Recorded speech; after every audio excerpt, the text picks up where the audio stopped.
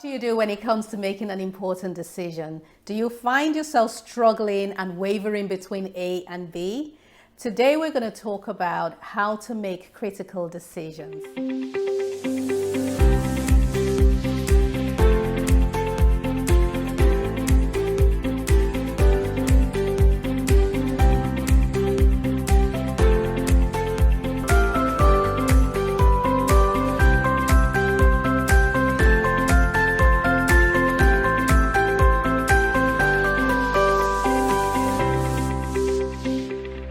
My name is Toks Aruoture. I'm a woman in business and I'm passionate about seeing people use their natural gifts. I do that by sharing my life and business experiences. Recently, I needed to make a critical decision and it led me to a time-honored method that I have used for making important decisions.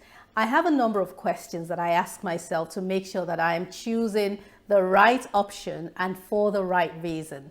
And I want to share that with you because I understand that as we get more involved with our businesses, as we grow, whether it's physically or emotionally or mentally, decision making becomes even more critical because the options that we're looking at carry greater consequences. And so because of that, many people struggle to agree with themselves on what they're going to do.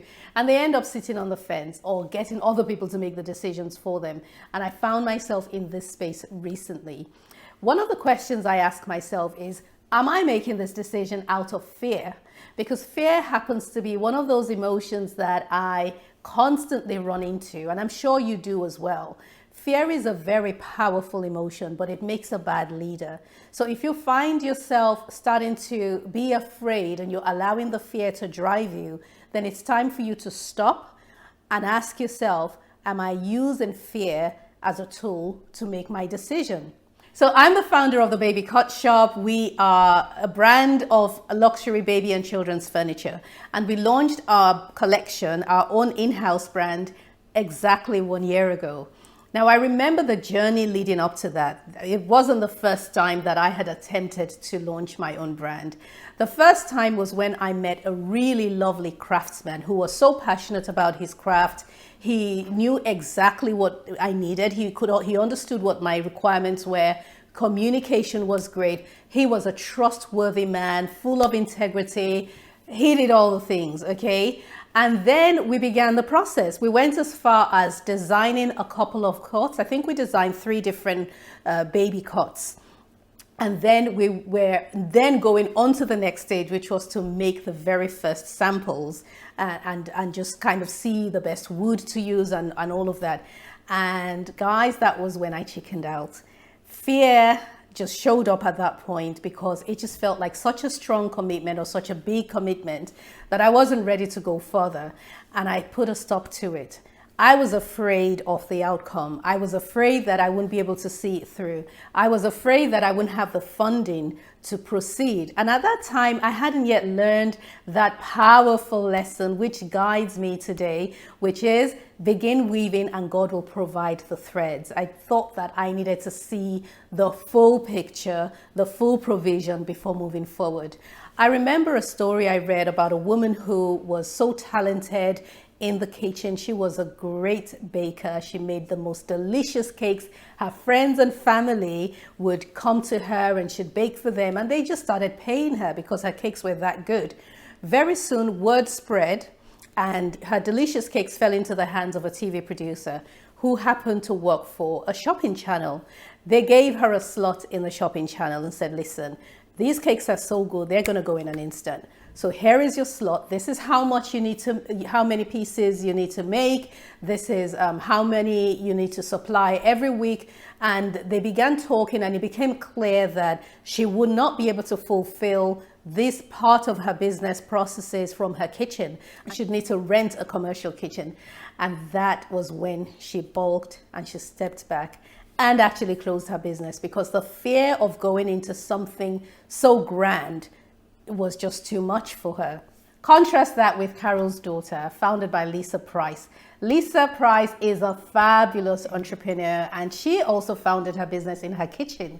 Her beauty brand is made up of organic products, and she would mix things and create these hair products and body creams and lotions and soaps and so on, and began to sell them out of her house.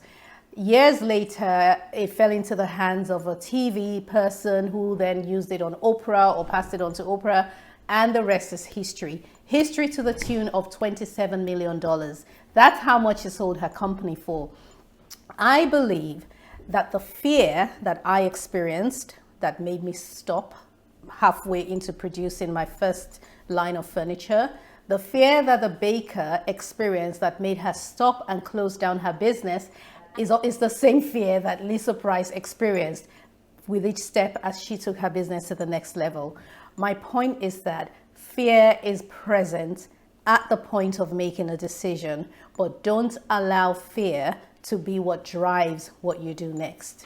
It's interesting how you can have an emotion of fear that is so powerful, makes a bad leader, but then it can either drive you to do what needs to be done, the fear of something. Like when I lost my business and I needed to start my company all over again from scratch after losing everything, there were moments of intense fear, but it was more the fear of what could happen if I didn't work hard is what drove me. So make sure that you use it as a tool. Don't allow it to drive you. Don't let it tell you whether or not you should go forward or go backwards or say no. The second principle or the second question to ask yourself when it comes to making a critical decision is, am I being too lazy to think of other options?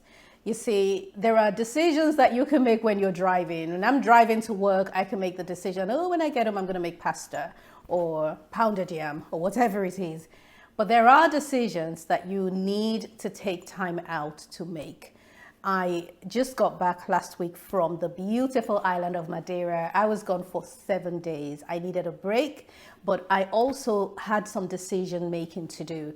I needed a space that was empty and devoid of noise and activity where I could focus and give this situation or the situation I was looking at the time its own time and its own attention.